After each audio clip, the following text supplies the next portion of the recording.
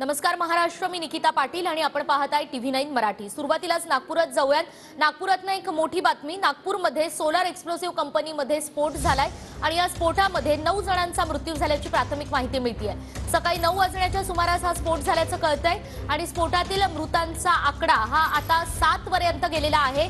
अनेक जण जखमी झालेले आहेत आणि सर्वांवर आता रुग्णालयामध्ये उपचार सुरू आहे। तर आता स्फोटामध्ये 9 कामगारांचा मृत्यू झाल्याचं कळतंय। या संदर्भात अधिक माहिती आपण घेणार आहोत आपले प्रतिनिधी गिरीश गायकवाड यांच्याकडून। गिरीश, नक्कीच निकिता, मी सध्या या ठिकाणी उपस्थित आहे, ज्या ठिकाणी सोलार इंडस्ट्रीज कंपनी आहे आणि एक्सप्लोजिव्ह बनवण्याचं काम जे आहे या कंपनीमध्ये सुरू असतं।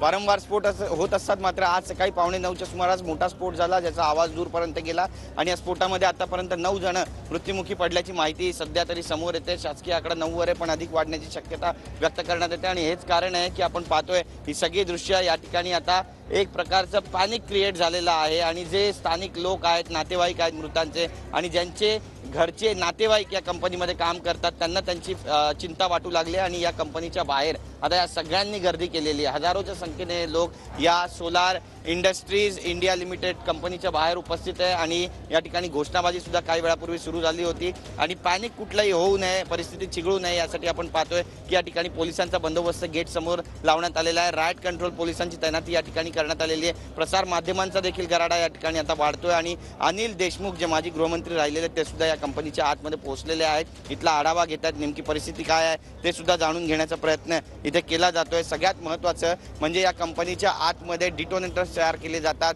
डिटोनेटिंग फ्यूज, पेंटोलाइट, कास्ट बूस्टर, त्यासोबतच HMX आणि RDX ट्रिटोनेटर, बल्क इमल्शन सुद्धा या ठिकाणी तयार केले जातं। Lead azide filing presenting AFS आणि वायर कोटिंग सुद्धा या ठिकाणी केली जाते। त्यामुळे ही स्फोटकं तयार करण्याची कंपनी असं बोललं जातं आणि याचमुळे आपण पाहतो या ठिकाणी आता बॉम्ब स्क्वॉड सुद्धा दाखल झालेला आहे आणि बॉम्ब स्क्वॉडची ही गाडी आपण या ठिकाणी पाहतोय की बॉम्ब स्क्वॉडला आता आज सोडलं जाणार आहे। नेमकं कुठे काय गडबड झाली आहे हे सुद्धा पाहिलं जाणार आहे। सगळ्यात महत्त्वाचं म्हणजे आज सकाळी ज्यावेळी स्फोट झाला त्यावेळी दूरपर्यंत हा आवाज गेला आणि एखादा मोठा बॉम्बलाच झालाय का अशा परिस्थितीचा हा मोठा स्फोट होता आणि त्यामुळे नागरिकांमध्ये सुद्धा भीतीचं वातावरण, चिंतेचं वातावरण निर्माण झालं होतं। पोलीस या संपूर्ण परिस्थितीवर नियंत्रण करण्याचा प्रयत्न करत आहेत। DCP ACP या ठिकाणी दाखल झालेले आहेत, तर बॉम्ब स्क्वॉड पथक सुद्धा आता या ठिकाणी दाखल झाल्याचं चित्र आपल्याला स्पष्टपणे पाहायला मिळतंय। मोठी कंपनी आहे, बऱ्याच एकरमध्ये पसरलेला हा संपूर्ण भूभाग आहे आणि त्यामुळे आतमध्ये नेमकं काय सुरू आहे कुणालाच कळत नाहीये। त्यामुळे चिंता वाढते,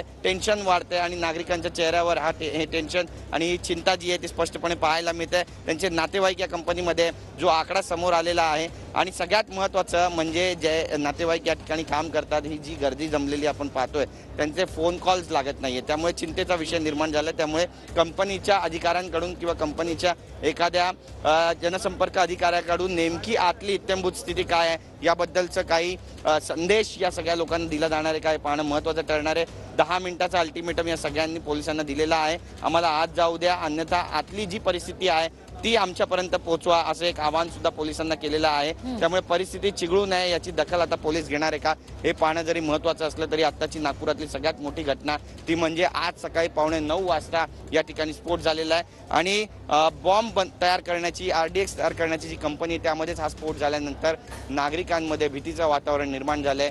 ही भीती आहे नेमकी बरोबर आहे। किती कामगार या ठिकाणी काम करत होते, सध्या किती कामगार अडकलेले आहेत ही सगळी माहिती तुमच्याकडून जाणून घेत राहणार आहोत गिरीश। तुर्तास धन्यवाद।